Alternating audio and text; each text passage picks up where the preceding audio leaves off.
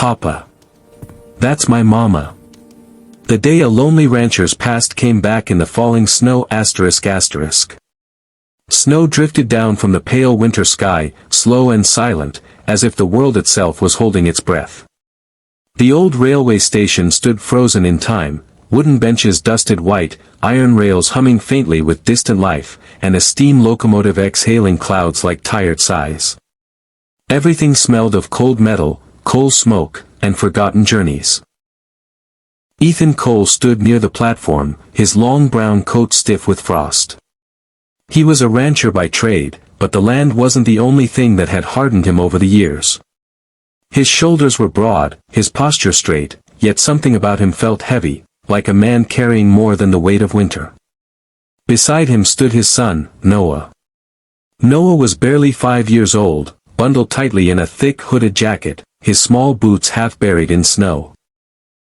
His cheeks were red from the cold, but his eyes were wide and alert, absorbing everything around him. To him, the station wasn't lonely, it was full of stories waiting to be discovered. Ethan checked his pocket watch. The train would arrive soon. They were heading back to the ranch after a rare trip into town. He wanted nothing more than to leave this place behind. Then Noah suddenly froze. "Papa," the boy whispered. Ethan looked down. "What is it, son?" Noah slowly raised his mitten-covered hand and pointed toward the far end of the platform, where an old wooden bench sat beneath the station roof. "There," Noah said softly. "She's there." Ethan followed the direction of his son's finger. A woman sat hunched on the bench. She was barefoot, her feet red and cracked against the icy wood. A thin, worn shawl barely covered her shoulders, and her clothes were patched and faded. Her hair hung loose and tangled, dusted with snow.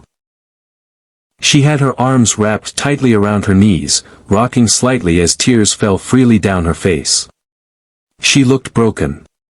Ethan felt a brief pang of pity, but nothing more.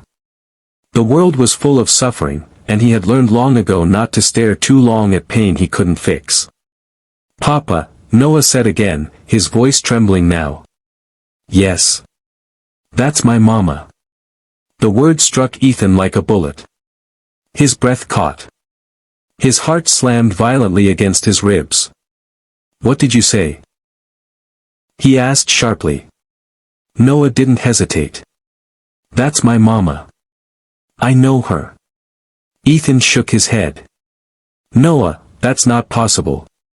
But even as he spoke, something inside him began to crack. 7 years earlier, Lydia Cole had once been the warmest thing in Ethan's life. She laughed easily, loved fiercely, and dreamed endlessly.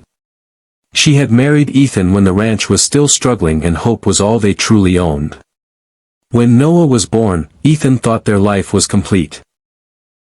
But motherhood changed Lydia in ways neither of them understood. She grew quiet. Distant. Some nights she cried without reason. Other nights she stared at Noah with fear instead of love, as if she were afraid of herself.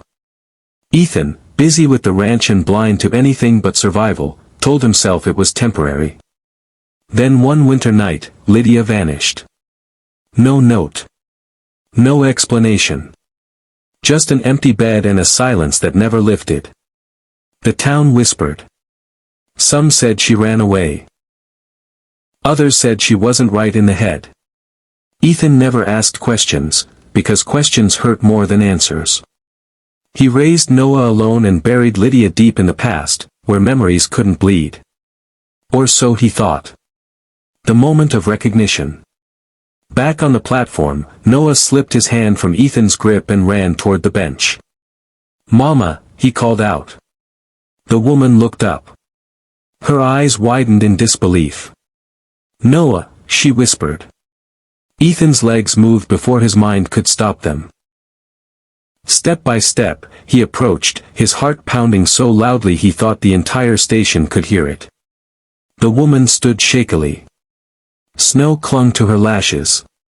Her face was thinner, older, but unmistakable. "Lydia," Ethan said, barely breathing the name. She collapsed into tears. "I'm so sorry," she sobbed. "I'm so sorry, Ethan." Noah wrapped his small arms around her waist without hesitation, as if no time had passed at all. Ethan stood frozen. Anger surged. Pain followed. Years of unanswered questions screamed inside him. "You're dead," he said hoarsely. "I buried you." "I know," Lydia cried. "And I deserved it."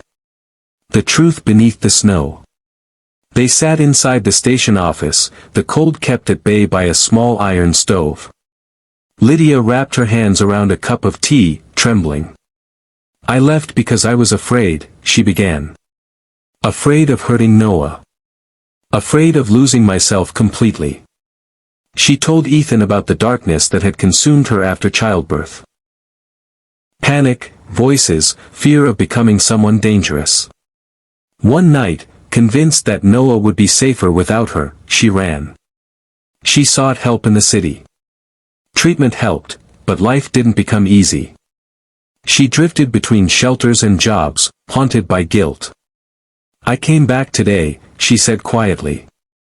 "I just wanted to see him once. I didn't expect this."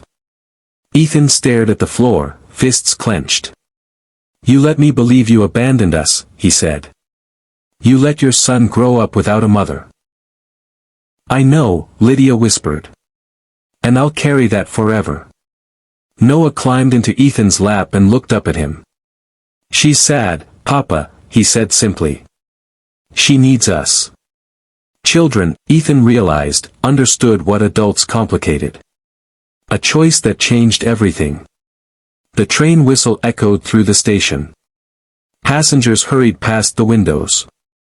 Time was moving again. Ethan looked at Lydia, this woman who had shattered him, and yet stood before him fragile and human. Then he looked at Noah. "Come home," Ethan said suddenly. Lydia's head snapped up. "What?" "Noah deserves his mother," Ethan continued. "And you deserve a chance to be better than your worst mistake." Tears streamed down Lydia's face.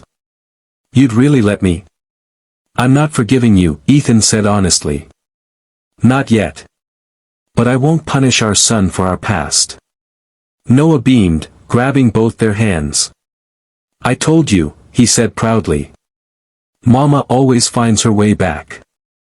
Epilogue, the ranch in spring. Snow melted into green fields by spring. Lydia worked hard, earning trust slowly, carefully. Some nights were difficult. Some memories painful. But healing isn't loud, it's quiet and stubborn. Ethan watched her with caution, but also with hope. Noah laughed more. And sometimes, late at night, when the ranch was silent and the past no longer screamed so loudly, Ethan realized something. The coldest winters don't last forever. And sometimes, the people we lose aren't gone. They're just waiting for the right moment to come home.